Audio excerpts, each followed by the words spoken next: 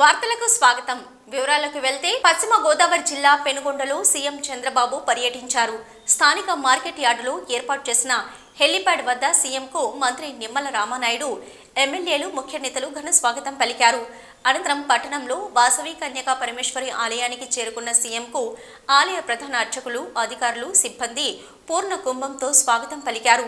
ఆ తర్వాత అమ్మవారికి చంద్రబాబు పట్టు వస్త్రాలు సమర్పించి ప్రత్యేక పూజలు నిర్వహించారు.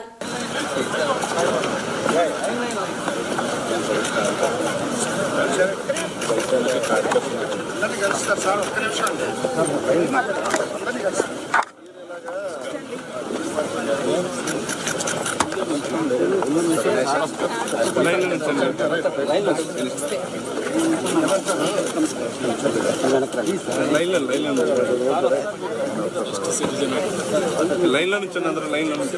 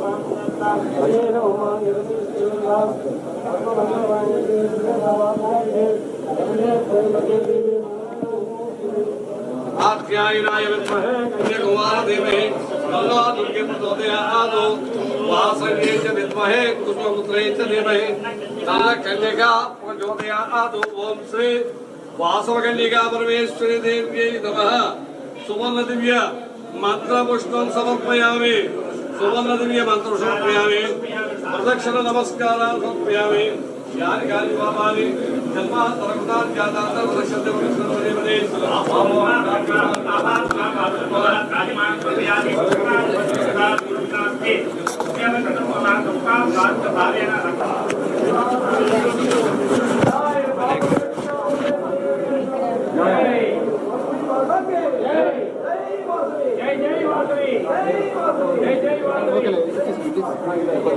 అనంతరం సమీపంలోని వాసవి ధామ్ను సీఎం సందర్శించారు. 30 అడుగుల వాసవి అమ్మవారి పంచలోహ విగ్రహానికి ఆయన పూజలు చేశారు. అనంతరం చంద్రబాబు మాట్లాడారు. ఆ తల్లి రాష్ట్రాన్ని చల్లగా చూడాలని కోరుకున్నానని అన్నారు. గొప్ప చరిత్ర ఉన్న పెనుగొండ పుణ్యక్షేత్రాన్ని దర్శించుకోవడం సంతోషకరమని, ప్రభుత్వం తరపున మొదటిసారి పట్టు వస్త్రాలు సమర్పించడం పూర్వజన్మ సుకృతమన్నారు. స్త్రీల ఆత్మ గౌరవాన్ని చాటి చెప్పిన పార్వతీదేవి అంశతో పుట్టిన అమ్మవారు వాసవి మాత. అహింస, ఆత్మ గౌరవానికి ఈ అమ్మవారు ప్రతిరూపం. వాసవిని కొలిస్తే శాంతి, సంపద, రక్షణ నిండుగా లభిస్తాయని సీఎం అన్నారు. మరి ఈ కార్యక్రమానికి చేసిన భక్తులందరికీ, అదే మరి ట్రస్ట్ మెంబర్స్ అందరికి కూడా మనస్ఫూర్తిగా నమస్కారాలు, అభినందనలు, శుభాభినందనలు. ఈరోజు ఇక్కడికి వచ్చినటువంటి భక్తులకు కానీ, ప్రజలకు కానీ, ఆర్య వైశ్య ఆత్మీయ సోదరి సోదరుమండలందరికీ, ఆడబిడ్డలందరికీ కూడా నమస్కారాలు. ఈరోజు మనం చూస్తే శ్రీ వాసవి కన్యకా పరమేశ్వరి మాతను ఎలా దర్శించుకోవడం, 90 అడుగుల విగ్రహం ఒక పక్కనుంటే ఇంకో పక్క చరిత్ర సృష్టించిన ఒక పుణ్యక్షేత్రం ఇప్పుడే నేను దర్శనం చేసుకొని బయట వచ్చాను. మొట్టమొదటిసారిగా అమ్మవారికి ప్రభుత్వం తరపున పట్టు వస్త్రాలు సమర్పించడం పూర్వ జన్మ సుకృతంగా నేను భావిస్తున్నాను. ఆర్య వయస్సుల ఎలవేల్పు, స్త్రీల ఆత్మగౌరవాన్ని చాటిన కలియుగ పార్వతీదేవి శ్రీ వాసవి కన్యకా పరమేశ్వరి అమ్మగారు. ఈ అమ్మ ఆత్మార్పణ ఎన్నుకున్న చరిత్ర తెలిస్తే ఇంకా ఎక్కువ భక్తిభావం పెరుగుతుంది. ఇంకా ఈ తల్లి ఆశీస్సులు తీసుకోవడానికి అందరూ కూడా ఆసక్తి చూపించే పరిస్థితి వస్తుంది. అహింసకు, ఆత్మత్యాగానికి, ధర్మ నిరతికి, శాంతికి ప్రతిరూపం శ్రీ వాసవి కన్యకా పరమేశ్వరి. అమ్మను వేడుకుంటే శాంతి, సంపద, రక్షణ, ఆశీస్సులు మెండుగా లభిస్తాయని అందరికీ నమ్మకం. ఏపీ డీజీపీ ద్వారకా తిరుమలరావుకు పదవీ విరమణ వేడుకలు పరేడ్ను ఘనంగా నిర్వహించారు. సందర్భంగా ఆయన మాట్లాడుతూ భావోద్వేగానికి గురయ్యారు. నా జీవితంలో ఇవి ఉద్విగ్న భరిత క్షణాలు. యూనిఫామ్ ఇకపై ఉండదంటేనే భావోద్వేగంగా ఉందన్నారు. సర్వీసులో చేరినప్పటి నుంచి అనేక సవాళ్లు చూసా. సాంప్రదాయ పోలీసింగ్ నుంచి సాంకేతిక పోలీసింగ్ వైపు మారామని, సైబర్ క్రైమ్, గంజాయి, చిన్నారులపై నేరాల విషయంలో చర్యలు చేపట్టామని, విపత్తుల సమయంలో ఏపీ పోలీసులు సాహసోపేతంగా పనిచేశారని, ప్రభుత్వ సహకారం వల్లే పోలీస్ వ్యవస్థను బలోపేతం చేశారని వివరించారు. పదవి విరమణ చేయడం ఒక అంశం అయితే 35 సంవత్సరాల ఇండియన్ పోలీస్ సర్వీస్ నుంచి నిష్క్రమణ చెందటం అనేది ఇంకా ప్రత్యేకమైన విషయం. ప్రతిష్టాత్మకమైనటి ఇండియన్ పోలీస్ సర్వీస్ నుంచి 35 సంవత్సరాలుగా సాగిన ప్రయాణం నా మదిలో ఎన్నో ఆలోచనలు, ఉద్విగ్నభరిత క్షణాలు, ఈ సర్వీసు, ఈ ప్రయాణం, ఈ ప్రస్థానానికి సంబంధించిన ఈ తాలూకు జ్ఞాపకాలు వెళ్తూ ఉన్నాయి. ఈరోజు ఉదయం యూనిఫామ్ ధరిస్తుండగా అదొక ప్రత్యేక అనుభూతి. సర్వీస్ మొత్తం యూనిఫామ్డ్ అసైన్మెంట్లో లేనప్పటికీ దశాబ్దాలుగా శరీరాన్ని అంటుకొని ఉన్నటువంటి యూనిఫామ్ ఇక రేపటి నుంచి లేదు కదా అనే ఆలోచన, అది ప్రత్యేకమైన ఎమోషన్. ఏపీ జీవనాడి పోలవరం ప్రాజెక్టు సత్వర నిర్మాణానికి కేంద్ర ప్రభుత్వం కట్టుబడి ఉందని రాష్ట్రపతి ద్రౌపది ముర్ము తెలిపారు. బడ్జెట్ సమావేశాల ప్రారంభం సందర్భంగా పార్లమెంటు ఉభయ సభలను ఉద్దేశించి ఆమె ప్రసంగించారు. ఈ సందర్భంగా పోలవరం అంశాన్ని రాష్ట్రపతి ప్రస్తావించారు. ఈ ప్రాజెక్టుకు కేంద్ర ప్రభుత్వం 12,000 కోట్లు కేటాయించిందని గుర్తు చేశారు.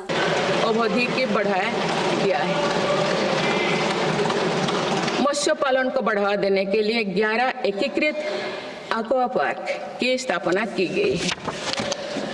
माननीय सदस्यगण, कुछ सप्ताह पूर्व ही भारत मौसम विज्ञान विभाग के 150 साल पूरी हुई है।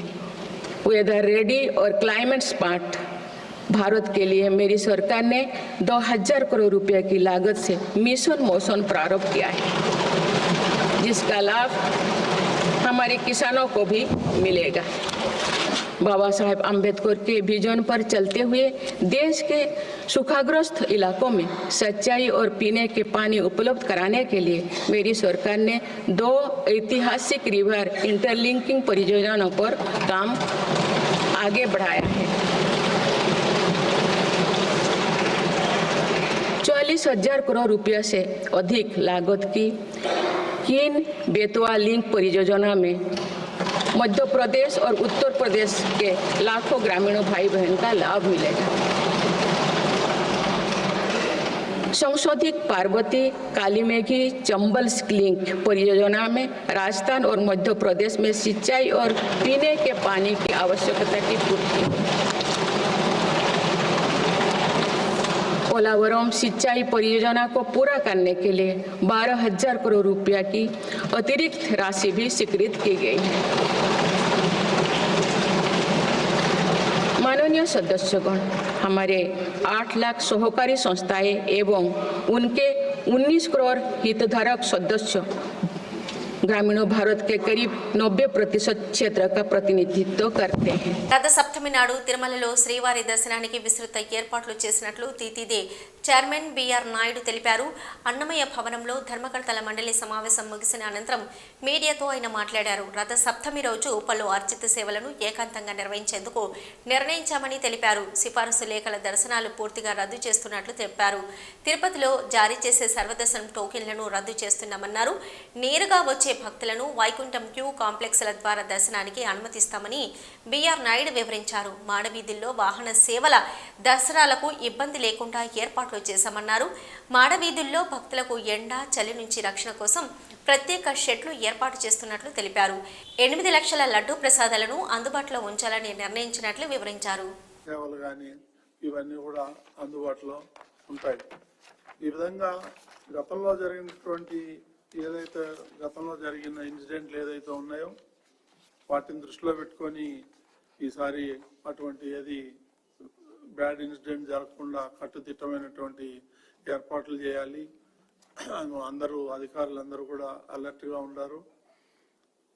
ఈ కార్యక్రమం దిగ్విజయంగా జరిగే విధంగా చూడాలని చెప్పి మీ ద్వారా భక్తులకు కూడా విజ్ఞప్తి చేస్తున్నాను. ఎలాంటి తొందరపాటు చర్యలుగా తీసుకోకుండా నిదానంగా వచ్చి దర్శనం చేసుకునే విధంగా వెళ్ళాలని చెప్పి మనం చేస్తున్నాం.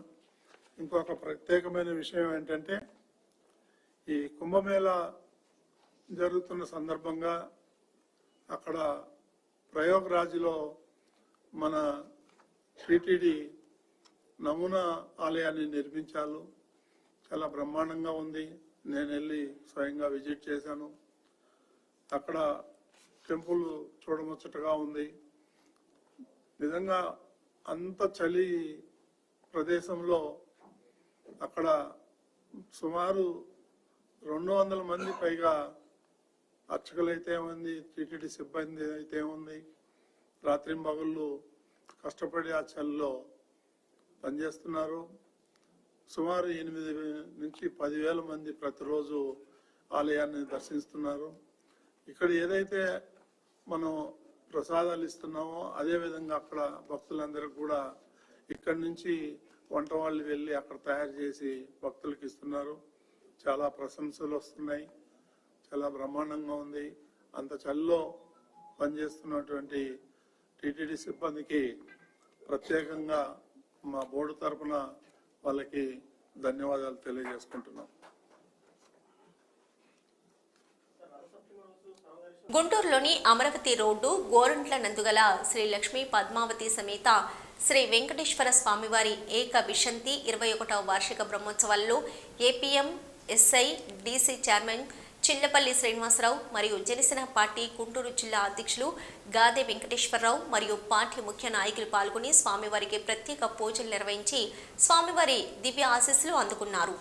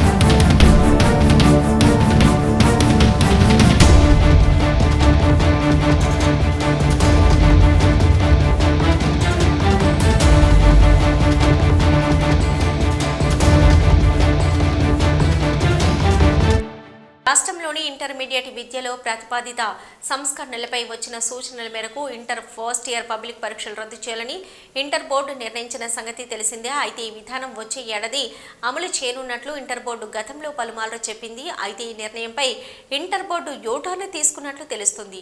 జాతీయ విద్యా పరిశోధన శిక్షణ మండలి NCERT సిలబస్ అమలు, పరీక్షల నిర్వహణ, అంతర్గత మార్కుల విధానం లాంటి పలు ప్రతిపాదనలను ఇటీవల ఇంటర్మీడియట్ విద్యా మండలి ప్రకటించింది.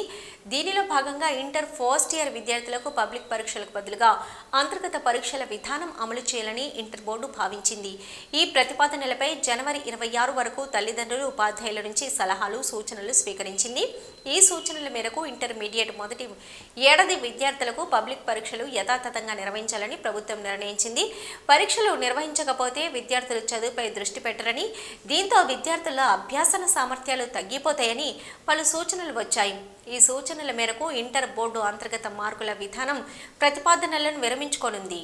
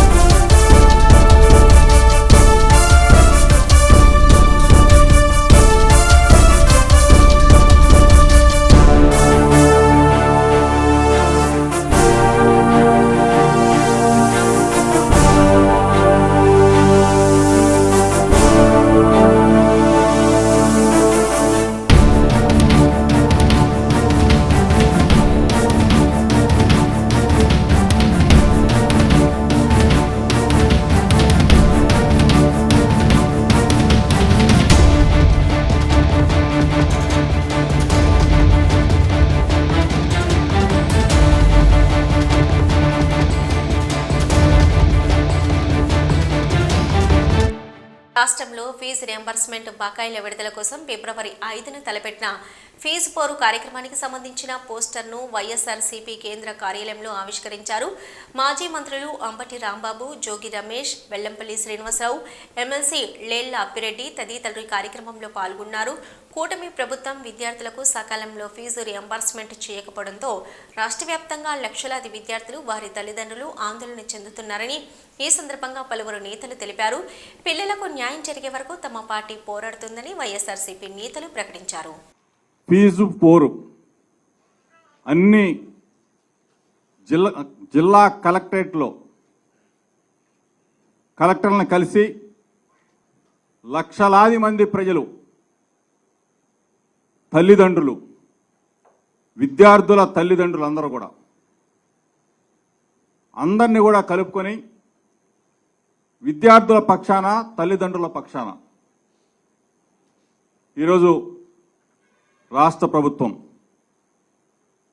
చంద్రబాబు నాయుడు ప్రభుత్వం అధికారంలోకి వచ్చిన తరువాత విద్యార్థుల పక్షాన కట్టవలసిన బకాయిలు, విద్యా దీవెన, వసతి దీవెన బకాయిలు కట్టకుండా విద్యార్థులని నట్టేట ముంచే కార్యక్రమం. పేద విద్యార్థులు మీరన్నా కట్టండి లేకపోతే మానేయండి అనేటువంటి ధోరణితో వాళ్ళ మేనేజ్మెంట్ గత్యంతరం లేని పరిస్థితుల్లో వాళ్ళు అలా యాక్ట్ చేస్తున్నారు. ఏం జరుగుతుంది? చివరికి విద్యార్థులు కళాశాలకు వెళ్ళలేని పరిస్థితి.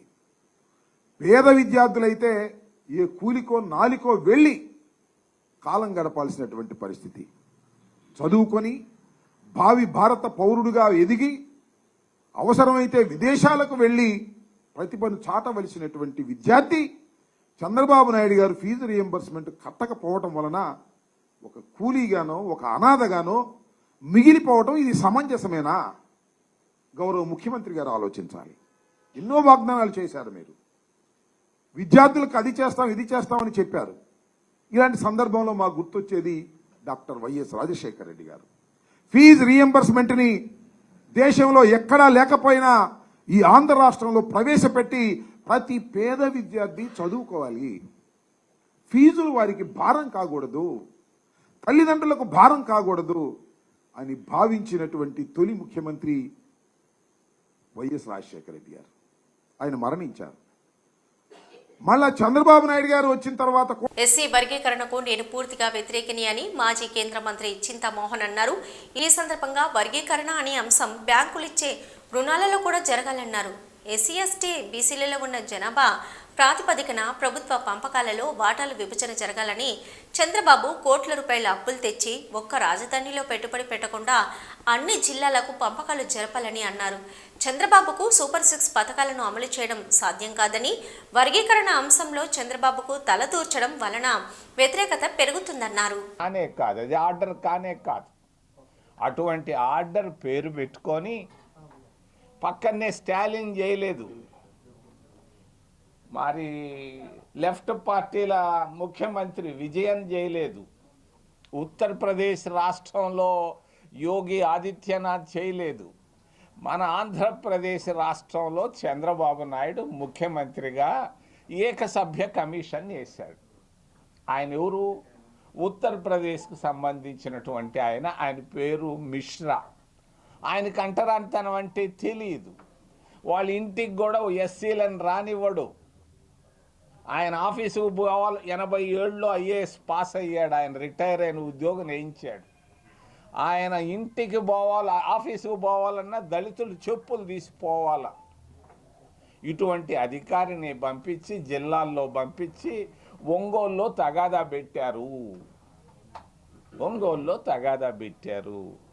ఈ విభజించు పాలించు అనేది బ్రిటిష్ వాళ్ళ ఆలోచన. వీళ్ళు చేసిన పాపమేంది? చంద్రబాబు నాయుడు నేను అడుగుతున్నా, దగ్గరగా ఉన్నావు, ఇక్కడనే ఉన్నావు, ఈరోజు గుంటూరులోనే ఉన్నట్టున్నావు, అమరావతిలో.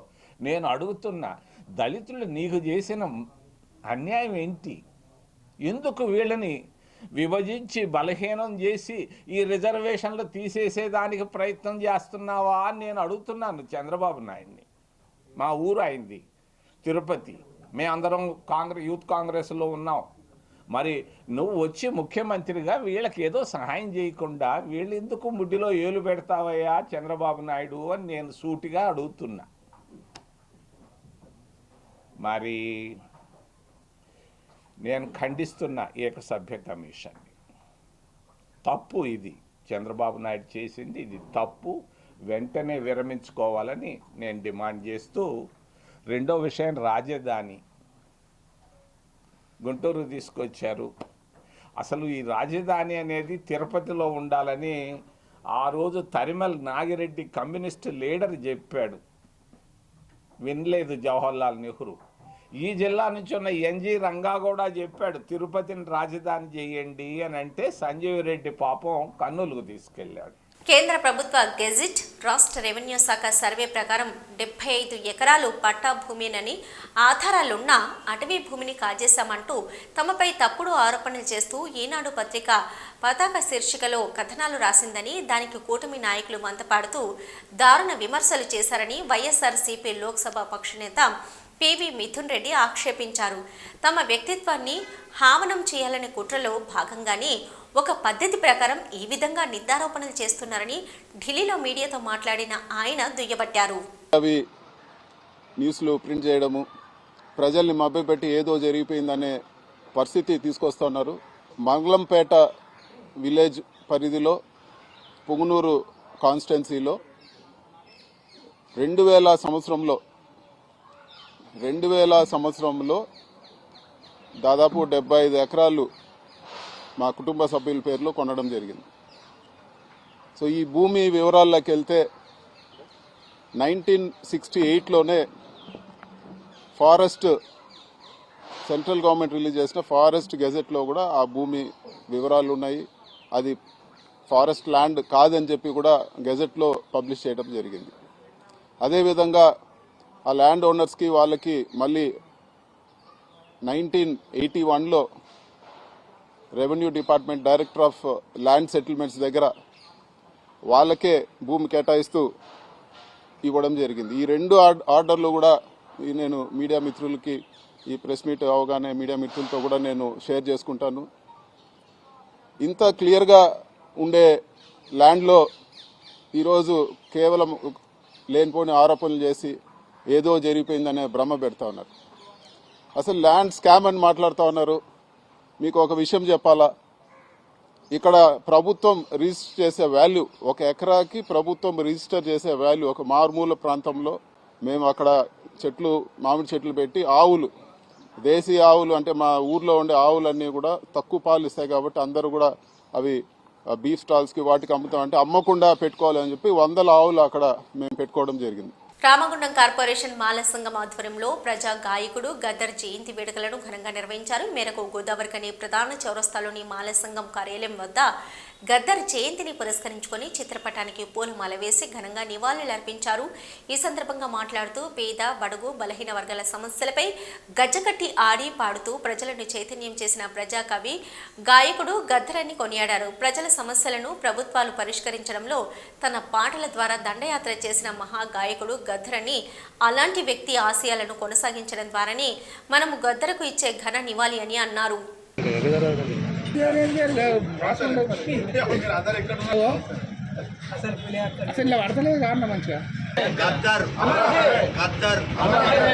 సాధిద్దాం గద్దర్ అన్న ఆశయాలను, సాధిద్దాం గద్దర్ అన్న ఆశయాలను.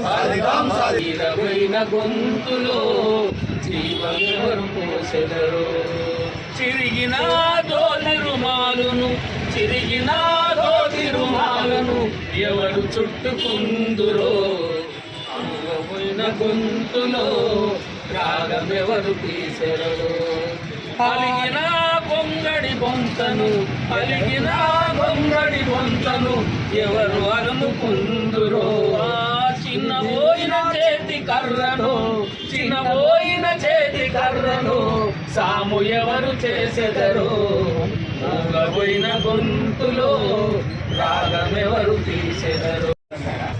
గద్దరు కళాకారుడు అని అంటే, గద్దరు అంటే అతని అసలు పేరు విఠలరావు. ఆయన 1949లో జన్మించిండు. ఆయన విశ్వవిద్యాలయంలో ప్రొఫెసర్గా పనిచేసిండు. ఆయన సాహిత్యంలో కానీ బడుగు బలహీన వర్గాల అడవి బిడ్డల నుండి సిటీలో ఉన్న పేద రైతుల గురించి, కళాకారుల గురించి, ఆదివాసుల గురించి, దళితుల బిడ్డల గురించి తన జీవితాన్ని దారబోయడానికి ఆయన 24 గంటలు పనిచేసిండని మనం ఖచ్చితంగా చెప్పొచ్చు. ఎందుకు అని అంటే మనిషి 24 గంటలు ఎట్లా పనిచేస్తాడయ్యా అంటే, ఆయన రాత్రి పడుకునేటప్పుడు కూడా ఆయన గుండె చప్పుడు ప్రజల గురించి, ప్రజల జీవనాడి గురించి, రైతు బిడ్డల గురించి, కళాకారుల గురించి, కర్షకుల గురించి, దళితుల గురించి, పేదవాళ్ళ గురించి నిరంతరమైన గుండె చప్పుడు జరుగుతూ ఉండేది.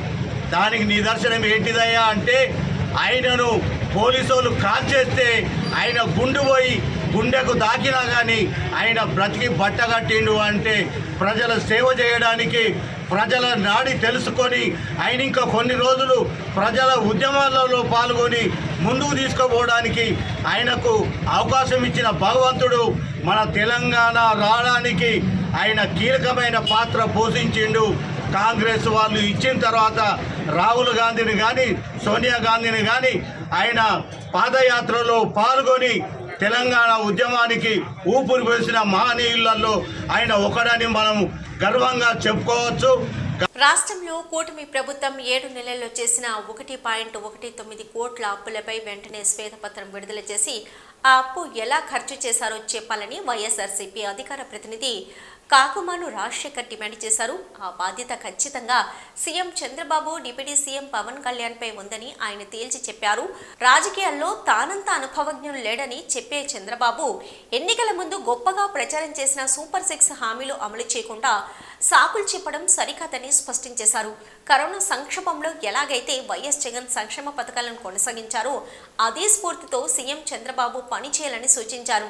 పథకాలు అమలు చేయబోమని చంద్రబాబు చెప్తున్నా పవన్ కళ్యాణ్ తేలు కొట్టిన దొంగల సైలెంట్గా ఉండడానికి కారణమేంటని పార్టీ కేంద్ర కార్యాలయంలో మీడియాతో మాట్లాడిన కాకుమాను రాజశేఖర్ ప్రశ్నించారు. 9 నెలల కాలం అంటే ఆషామాష కాదు, సామాన్యమైన విషయం కాదు. ఈ కాలంలో ప్రజలకు ఏమి చేశాము, ఏ మేలు చేశాము, ఏ మేరకు మేలు చేశాము అనేటువంటి విషయాన్ని ఒక్కసారి కానీ గమనిస్తే ప్రజలకు ఒరిగిందేమి లేదు. మరి అదేవిధంగా ఏమీ జరగలేదు, ఏమి ఒరగలేదంటే గుండు సున్నా ప్రజలకు వీళ్ళు చేసినటువంటిది. ఈ చంద్రబాబు నాయుడు గారికి ఇదేం కొత్త విషయం కాదు. చంద్రబాబు నాయుడు గారికి చాలా క్లారిటీ ఉంది. ఎందుకంటే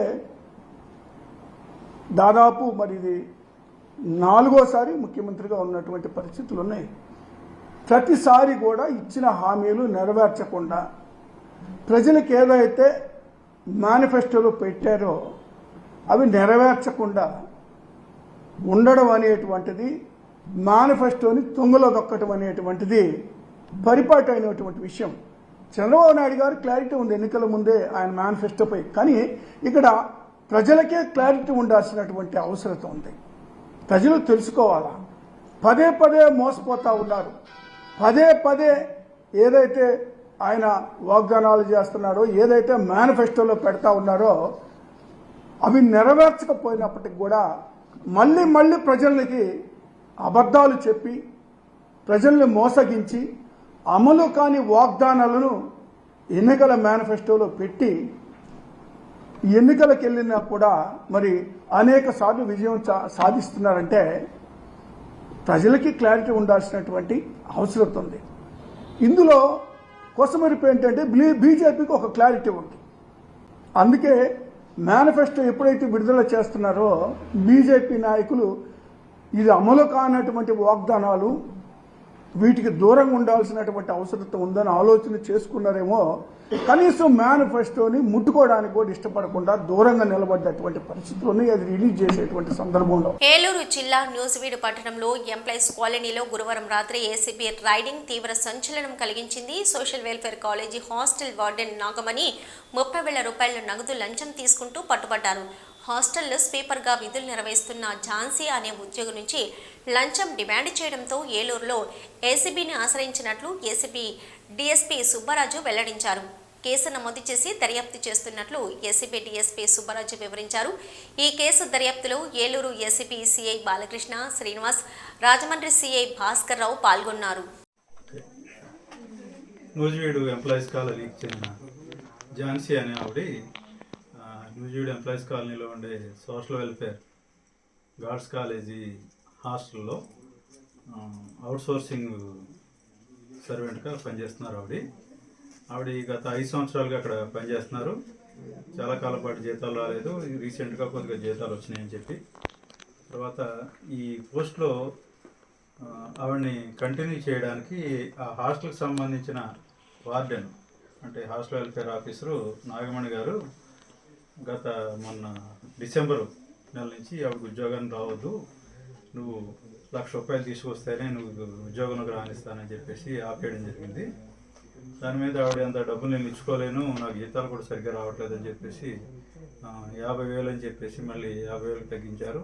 అప్పటికి 30,000 ఇస్తానని చెప్పేసి ఈవిడ ఒప్పుకున్నారు. తర్వాత ఆ డబ్బులు ఇవ్వడం ఇష్టం లేక మన ఏలూరు ఏసీబీ ఆఫీస్కి అప్రోచ్ అవ్వడం జరిగింది. తర్వాత మేము ప్రిలిమినరీ ఎంక్వైరీ చేసి ఈరోజు సాయంత్రం ఒక ట్రాప్ ప్లాన్ చేసాం. దానికి సంబంధించి ఈరోజు సుమారు రాత్రి 8 గంటలకి ఎంప్లాయీస్ కాలనీలో ఈ నాగమణి గారు అద్దెకుంటున్న ఇంట్లో ట్రాప్ కండక్ట్ చేయడం జరిగింది. ఈ ట్రాప్ టైంలో ఈ నాగమణి గారు ఆవిడ భర్త రామోజీరావు, అతను ప్రైవేట్ ఎంప్లాయీ, వీళ్ళిద్దరూ కూడా ఈ ఫిర్యాది ఝాన్సీ దగ్గర 30,000 రూపాయలు లంచం సొమ్ము తీసుకోవడం జరిగింది. కెమికల్ టెస్ట్ కూడా కండక్ట్ చేయడం జరిగింది. దాంతో అంతా కూడా పాజిటివ్ రిజల్ట్ వచ్చింది. దీనికి సంబంధించి ఫర్దర్గా మిగతా డీటెయిల్స్ అన్నీ కూడా ఎంక్వైరీ చేస్తున్నాం. ఎంక్వైరీ అనంతరం వాళ్ళని కోర్టుకు హాజరుపెట్టి నెక్స్ట్ చర్యలు తీసుకుంటాం.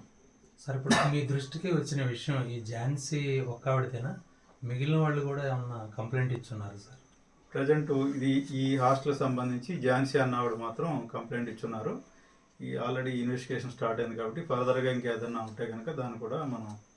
ఏలూరు జిల్లా న్యూస్ వీడియోలో ఇరిగేషన్ శాఖ అధికారుల ఇక్కట్లు ఇన్ని కావు. ఇరిగేషన్ శాఖ కార్యాలయంలోని అన్ని గదుల్లో స్లాబ్ పెచ్చులు ఊడిపోయి కింద పడిపోవడంతో పాటు కార్యాలయ భవనం ఎప్పుడు కూలిపోతుందో తెలియని పరిస్థితి ఏర్పడిన వైనం చోటు చేసుకుంది. కార్యాలయాన్ని 2 సంవత్సరాల క్రితం అధికారులు ఖాళీ చేశారు. మంత్రి పార్థసారథి చొరవతో మున్సిపల్ కౌన్సిల్లో తీర్మానం ప్రవేశపెట్టి కేంద్రీయ విద్యాలయ భవనంలో ఇరిగేషన్ శాఖ కార్యాలయం ఏర్పాటుకు అద్దె ప్రాతిపదికన భవనాన్ని మున్సిపల్ కమిషనర్ కేటాయించారు. కేంద్రీయ విద్యాలయ భవనాలను ఇతర శాఖలకు కేటాయించడంపై మున్సిపల్ కమిషనర్ను మాజీ ఎమ్మెల్యే ప్రతాప్ అప్పారావు వైసీపీ నాయకులు నిలదీశారు. ధర్నాకు దిగడంతో తప్పనిసరి పరిస్థితుల్లో కేంద్రీయ విద్యాలయం భవనం నుంచి ఇరిగేషన్ శాఖకు కేటాయించిన కార్యాలయాన్ని మున్సిపల్ కమిషనర్ వెనక్కి తీసుకున్నారు.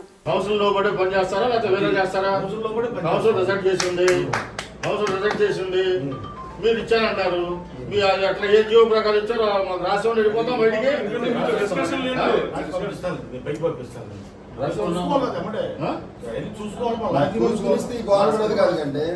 చూసుకొని ఇస్తే గొడవ ఉండదు కదా, బయట కూర్చోండి. ముందే ఉండాలి అనుకుంటాను. హెడ్ ఆఫీస్ కదండి, హెడ్ ఆఫీస్ తెలియకుండా హెడ్ ఆఫీస్ తెలియకుండా మీరు ఎట్లా ఇచ్చారు? హెడ్ ఆఫీస్ తెలియకుండా మీరు ఎట్లా ఇచ్చారు? హెడ్ ఆఫీస్ తెలియకుండా ఏమన్నారా? కౌన్సిల్ రిజెక్ట్ చేసిన సార్ మిమ్మల్ని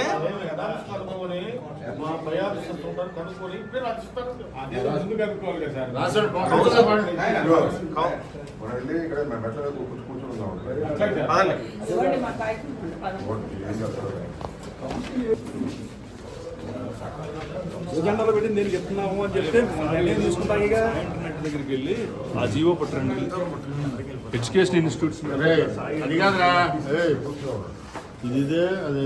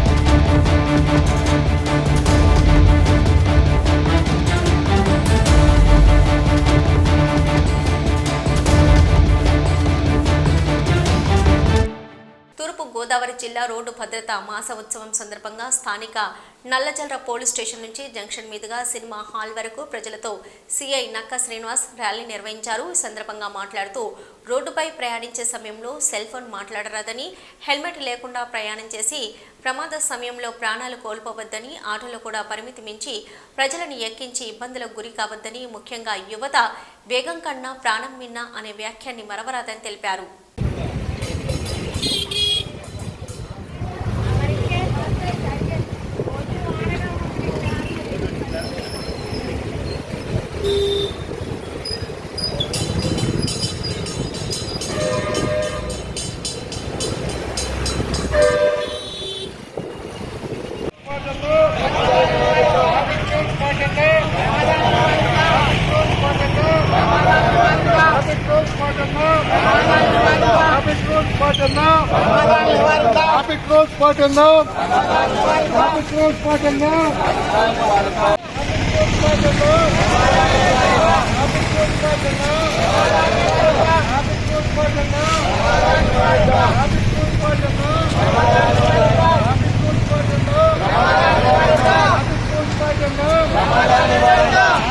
చిలకలూరిపేట మాజీ శాసనసభ్యులు సోమేపల్లి సాంబయ్య 25వ వర్ధంతి సందర్భంగా పట్టణంలోని సాంబశివ నగర్ మరియు భాస్కర్ సెంటర్ మరియు దాతపొడి నందుగల సోమేపల్లి సాంబయ్య విగ్రహాలకి పూలమాలలు వేసి ఘనంగా శాసన మండలి సభ్యులు మర్రి రాజశేఖర్ మరియు సోమేపల్లి సాంబయ్య అభిమానులు వైఎస్ఆర్ కాంగ్రెస్ పార్టీ నాయకులు కార్యకర్తలు అభిమానులు నివాళులర్పించారు. ఈ సందర్భంగా శాసన మండలి సభ్యులు మర్రి రాజశేఖర్ మాట్లాడుతూ సోమేపల్లి సాంబయ్య శాసనసభ్యులుగా ఉన్నప్పుడు చిలకలూరిపేటలో ఆయన చేసిన అభివృద్ధి గురించి వివరించారు.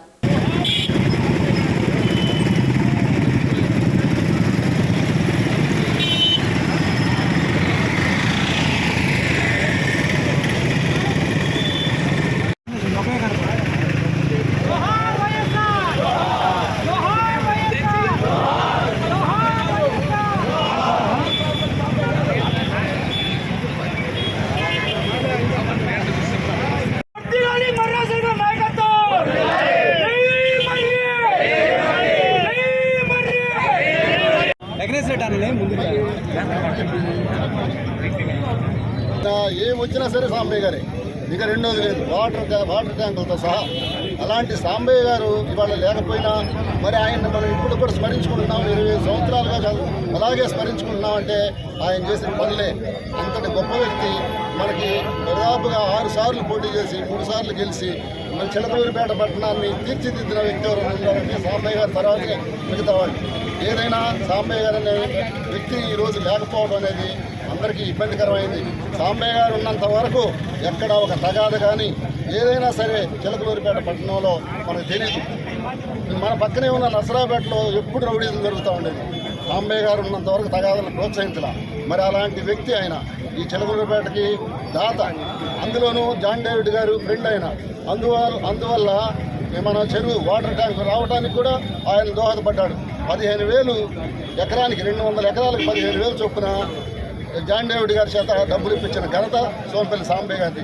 ఇవాళ మనం మంచినీళ్ళు తాగుతున్నామంటే వాళ్ళందరూ పుణ్యాలు. కాబట్టి సాంబయ్య గారిని చెప్పుకోవాలంటే ఎంతైనా చెప్పుకోవచ్చు. ఆయన గురించి ఎలాంటి వ్యక్తి లేనందుకు ఇంత బాధగానే ఉంది. అయినప్పటికీ ఆయన వారసుడిగా రాజశేఖర్ గారు వచ్చారు. ఆయన అడుగుదాడుల్లోనే నడుస్తున్నాడు. ఏదైనా సరే ఆయన ఏ విధంగా అయితే నిష్కల్మషంగా ఉండగలిగారో అదేవిధంగా రాజశేఖర్ గారు కూడా నడిచాడు. మరి ఆయన కుమారులు సోమపల్లి సాంబయ్య గారి కుమారులు వెంకట సుబ్బయ్య గారు, వాసు గారు, లలితమ్మ గారు ఏదైనా సరే వాళ్ళు కూడా ఈ రోజు కూడా పండగలాగా చేస్తున్నారు తప్ప ఎవరికైనా ఉందా? ఇవాళ తిండి పెట్టే మనుషులు లేరు. కనీసం మనకు తిండి పెట్టే తల్లిదండ్రులు తిండి పెట్టే వ్యక్తులే లేరు. అలా స్వర్గీయ శ్రీ సోమపల్లి సాంబయ్య గారు ఆ రోజుల్లో నా చిన్న వయసులో నన్ను నా యొక్క ప్రతిభ గుర్తించి నా చిన్న వయసులో నన్ను కౌన్సిలర్గా చేశారు. అలాగే ఎంత దూరదృష్టి గల నాయకుడు అంటే ఆయన ఈరోజు చిలకలూరిపేట పట్టణంలో అందరూ మంచినీళ్ళు తాగుతారంటే దానికి కారణం ఆ వ్యక్తి. అలాంటి వ్యక్తిని మరొకసారి మనందరం కూడా స్మరించినందుకు అందరికీ కూడా ధన్యవాదాలు తెలియజేస్తూ నాకు చక్కటి అవకాశం ఇచ్చినందుకు అందరికీ కూడా మరొకసారి ధన్యవాదాలు తెలియజేస్తున్నాను. వైఎస్ఆర్సీపీ ఫిబ్రవరి 5వ తారీఖు చేపట్టిన పీస్ 4 కార్యక్రమం చేసే అర్హత వైఎస్ఆర్సీపీకి లేదని టీఎన్ఎస్ఎఫ్ నాయకులు అన్నారు. ఈ సందర్భంగా టీఎన్ఎస్ఎఫ్ కృష్ణా జిల్లా అధ్యక్షులు నిమ్మగడ్డ సత్యసాయి మాట్లాడుతూ ఫిబ్రవరి 5న వైఎస్ఆర్సీపీ చేపట్టే ఫీజు 4 కార్యక్రమం పోస్టర్ను వైసీపీ దొంగల మూట అంతా కలిసి విడుదల చేశారని అన్నారు. పేద విద్యార్థులు చదువు ఉద్యోగాలు రాజశేఖర రెడ్డి పెట్టిన భిక్షని వాగుతున్న జోగి మాటలకు అర్థము ప్రజలు భిక్షగాల్లానేనా? ప్రజలను భిక్షగాలతో పోలుస్తున్న వైసీపీ నేతలకు అసలు నాయకులుగా కొనసాగే అర్హత లేదన్నారు. నిజం చేద్దామనేటువంటి వాళ్ళ ప్రయత్నం 2019లో జనం నమ్మారు. కానీ తర్వాత అతను ముఖ్యమంత్రి అయిన తర్వాత జనంలో విరక్తి వచ్చి 2024 సార్వత్రిక ఎన్నికల్లో వైకాపా పార్టీకి ఈ రాష్ట్రంలో డిపాజిట్లు లేకుండా కేవలం 11 సీట్లు మాత్రమే ఇచ్చారు. అంటే నువ్వు చెప్పే అబద్ధాలు, నువ్వు చెప్పే మాటలు నిన్ను నమ్మం జగన్ అని చెప్పి ప్రజలు ఓటు రూపంలో తేల్చారు. ఎలక్షన్ 6 నెలలు అవుతా ఉంది. ప్రజలందరూ ప్రశాంతంగా ఉన్నారు. రాష్ట్రంలో డెవలప్మెంట్ జరుగుతూ ఉన్నాయి. పెట్టుబడులు వస్తూ ఉన్నాయి. పథకాలని ఒక్కోటి అన్నా క్యాంటీన్ అని రకరకాల పథకాలన్నీ కూడా ఇంప్లిమెంట్ చేస్తూ ఉంది ఈ కూటమి ప్రభుత్వం. ఏదో విష ప్రచారం చేయాలి, ఏదో అసత్యాలు మాట్లాడాలి, ఏదో రూపంగా రోడ్డెక్కి ఏదో జరిగిపోతుంది రాష్ట్రంలో అలజడి సృష్టించాలనేటువంటి ఒక లక్ష్యంతో రైతు పూర్ణ కార్యక్రమం పెట్టారు. రైతులందరికీ కూడా వెంటనే ధాన్యం కొనుగోలు చేసి అప్పటికప్పుడు వాళ్ళకి డబ్బులు అకౌంట్లో వేసేటువంటి ప్రభుత్వం కూటమి ప్రభుత్వం. రైతు ప్రోగ్రాం పెట్టుకుని వైకాపా ఫెయిల్ అయింది. రైతులు ఎవరు పక్షాలు లేదు. ఇప్పుడు ఇంకో కొత్త డ్రామా, ఫీజు పోరని చెప్పి ఫిబ్రవరి 5వ తారీఖున ఈ రాష్ట్రంలో కలెక్టరేట్ అన్నిటి దగ్గర ధర్నా చేస్తారంట. అసలు ఫీజు పోరు అంటే ఏంటి? విద్యార్థులకి మీరు 4 విడతలుగా ఇస్తారని చెప్పినటువంటి బకాయిలు 988 కోట్లు మీరు ఇవ్వకుండా ఎగ్గొట్టారు. మీరే మీ జగన్మోహన్ రెడ్డి మీద ఫీజు పోరు పెడతారా? కోర్టులో వైకాపా ఇన్ఛార్జీలే జగన్మోహన్ రెడ్డి మీద ఫీజు పోరు కార్యక్రమం గురించి ప్రోగ్రాం పెడతారా? జనాలకు కూడా తెలియాలి కదా. 2014 నుంచి 19 తెలుగుదేశం ప్రభుత్వం ఉన్నప్పుడు 16 లక్షల మంది విద్యార్థులకి ఫీజు రియంబర్స్మెంట్ ఇచ్చేవారు. నువ్వు ఫీజు రియంబర్స్మెంట్ ని విద్యార్థి అనేటువంటి కార్యక్రమం పేరు పెట్టి నువ్వు పేరు మార్చి కేవలం సంవత్సరానికి 9 లక్షల మందికి ఇచ్చావు. ఇవాళ డేటా తీయండి. తెలుగుదేశం ప్రభుత్వం 16 లక్షల మంది విద్యార్థులకు ఇస్తే నువ్వు 9 లక్షల మందికే, అది కూడా నీకు ఇష్టం వచ్చినప్పుడు విడతల వారీగా ఇస్తానని చెప్పి ఆ ఫీజును కూడా 4 సార్లు ఇచ్చేవాడివి. మరి 2019 నుంచి 24 మధ్యలో 988 కోట్ల రూపాయల బకాయిలు విడుదల చేయకపోవడం వల్ల అనేక మంది విద్యార్థులకి ఇవాళ ఫీజు కట్టలేక, హాల్ టికెట్లు తెచ్చుకోలేక, సర్టిఫికేట్లు తెచ్చుకోలేక ఎంతో మంది విద్యార్థులు చదువుకున్నా కూడా ఉపయోగం లేని పరిస్థితిలోకి వెళ్ళారు. అది జగన్మోహన్ రెడ్డి చేసిన తప్పిదం వల్ల కాదా?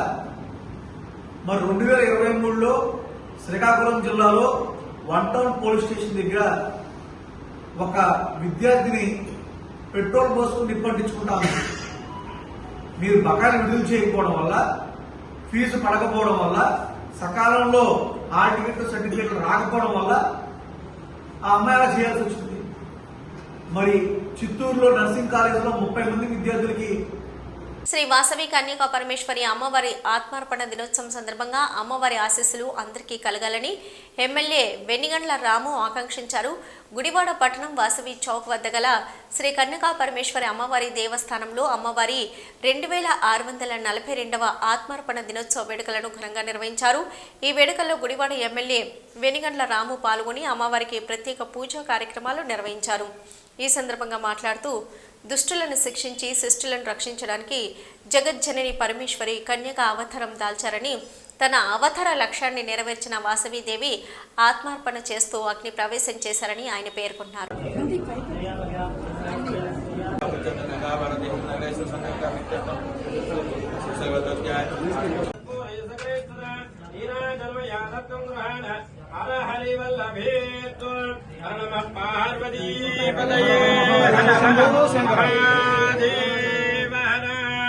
माता महाराज्ञी की वासवी माता को चंडी परदेवत को प्रणम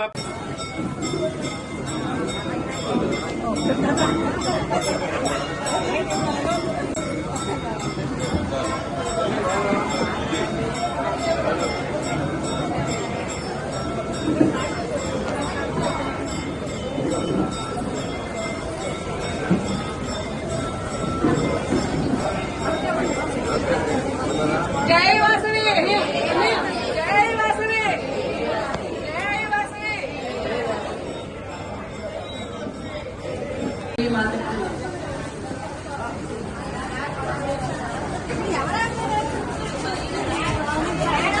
మంచిర్యాల జిల్లా లక్షటిపేట బీఆర్ఎస్ పార్టీ నాయకుల మతి స్థిమితం లేని మాటలను తీవ్రంగా ఖండిస్తున్నామని జిల్లా ఆర్టీఏ డైరెక్టర్ అంకతి శ్రీనివాస్ అన్నారు. శుక్రవారం మున్సిపాలిటీలోని గురునానక్ గార్డెన్స్లో నిర్వహించిన పాత్రికేయుల సమావేశంలో మున్సిపాలిటీ మండల కాంగ్రెస్ నాయకులు మాట్లాడారు. ఈ సందర్భంగా మాట్లాడుతూ బీఆర్ఎస్ నాయకులు కాంగ్రెస్ ప్రభుత్వాన్ని బదనం చేయాలని చూస్తూ ఆపసోపాలు పడుతున్నారు.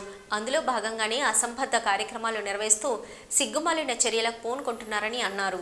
జరిగింది బీఆర్ఎస్ నాయకులారా, మీ కళ్ళు కానీ చెవులు కానీ కళ్ళు కనబడకుండా ఉన్నాయా, చెవులు వినబడకుండా ఉన్నాయా? ఈరోజు చూసుకున్నట్లయితే కాంగ్రెస్ ప్రభుత్వం రేవంత్ రెడ్డి ప్రభుత్వం ప్రజాపాలన దృష్టిలో ఉంచుకొని 6 గ్యారెంటీలను అమలు చేస్తూ ఉన్నారు. ఈ 6 గ్యారెంటీల్లో మనకు మొట్టమొదటిసారిగా మనకు జరిగిన గ్యారెంటీ ఫ్రీ బస్సు. ఇక్కడ మహిళలందరూ బస్సులో వెళ్ళడం మీకు కళ్ళ కనబడతలేదా? అదేవిధంగా కరెంటు బిల్లు సామాన్యుడు ఎవరికైనా ఈరోజు దాదాపు 500 నుంచి 1500 మధ్యలో వచ్చే కరెంటు బిల్లు కూడా ఈరోజు ఫ్రీగా వస్తుంది గ్రామాలలో కానీ పట్టణాలలో కానీ. మీకు కనబడతలేదా బీఆర్ఎస్ నాయకులారా?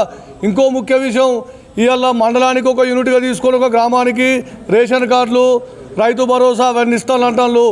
ప్రియమైన లక్షణపేట నాయకులారా, మీకు వయసు రీత్యా చెవులు వినబడకుంటే కళ్ళు కనబడకుంటే కొంచెం జాగ్రత్తగా వినండి, గట్టిగా చూడండి. ఎందుకంటే అలనాడు టీఆర్ఎస్ గవర్నమెంట్ బీఆర్ఎస్ ప్రభుత్వం దళిత బంధు అని ఇచ్చి ఈ లక్షణపేట మండలంలో ఒక రంగపేట గ్రామంలో దళిత బంధు ఇచ్చిళ్ళు, వేరే గ్రామాలలో దళిత బంధు ఇచ్చిళ్ళ. కాంగ్రెస్ ప్రభుత్వం అలా కాదు. కేసీఆర్ ప్రభుత్వంలో 10 సంవత్సరాల నుంచి ఒక్క రేషన్ కార్డు రాకుండా ఎంతోమంది యువకులకు పెళ్ళయింది. అప్పటి నుంచి ఇప్పటి వరకు ఒక్కరికి రేషన్ కార్డు లేదు. ఈ రేషన్ కార్డు ప్రక్రియ అనేది చాలా అద్భుతంగా, చాలా ఉపయోగకరంగా, అన్ని విధాల ప్రజలను ఆకట్టుకునేందుకు రేవంత్ రెడ్డి ప్రభుత్వం ఒకేసారి జారీ చేయకుండా కొన్ని షాంపులుగా ఒక్కొక్క నియోజకవర్గంలో ఒక్కొక్క మండలానికి ఒక్కొక్క గ్రామాన్ని తీసుకొని అవి షాంపులుగా తయారు చేయడం జరుగుతుంది. ఇచ్చిన మాట ప్రకారం జనవరి 26 తారీఖున ఇది ప్రారంభిస్తామన్నారు కనుక ఆ రోజు కొన్ని షాంపులుగా తీసుకోవడం జరిగింది. అంతేకాని మీ లెక్క రంగపేటలో లక్షపేట మండలం రంగపేటలో 4గురికి, ఆ పడతలపేటలో 4గురికి అక్కడిక్కడ ఇచ్చి దళిత బంధు చేతులు దులుపుకునే రకం కాంగ్రెస్ ప్రభుత్వం కాదు. ఇంకోటి, ఈరోజు చూసుకున్నట్లయితే కాంగ్రెస్ ప్రభుత్వం బాగా మాట్లాడతారు, మేము రైతు బంధు ఇచ్చినాం అని. మీ రైతు బంధుగా మొన్న సుల్తానాబాద్లో కనబడ్డదండి. సుల్తానాబాద్లో రైస్ మిల్లుకు రైతు బంధు ఇచ్చిన చరిత్ర మీది. కాంగ్రెస్ ప్రభుత్వం అలా కాదు. ఎవరైతే సామాన్య రైతులు ఉన్నారో, ఖచ్చితంగా వ్యవసాయం పండిస్తుందో వాళ్ళకే రైతు బంధు ఇచ్చే దిశగా కొన్ని వేల కోట్ల రూపాయలను వృధా ఖర్చు చేయకుండా ఎవరైతే వ్యవసాయం చేస్తారో ఆ రైతులకే రైతు బంధు ఇచ్చే విధంగా రైతు భరోసా కార్యక్రమాన్ని చేపట్టడం జరిగింది. అందులో కొంత ఆలస్యం జరగవచ్చు. ఆలస్యం జరిగినా కూడా రాష్ట్ర ఆర్థిక వనరులపైన కొంచెం మిగులు బడ్జెట్ ఉంటుంది. ఈ విధంగా చేయడం వల్ల ఇంకొకటి చూసుకున్నట్లయితే కేసీఆర్ ప్రభుత్వం ఏ పథకం చేసింది, ఏం చేసింది మీరే చెప్పుండి. దళితులకు ఒవ్వనికన్నా ఈ లక్షపేటలో ఏ దళితునికన్నా 3 ఎకరాల భూమి వచ్చిందా? వార్తలు సమాప్తం. నమస్కారం.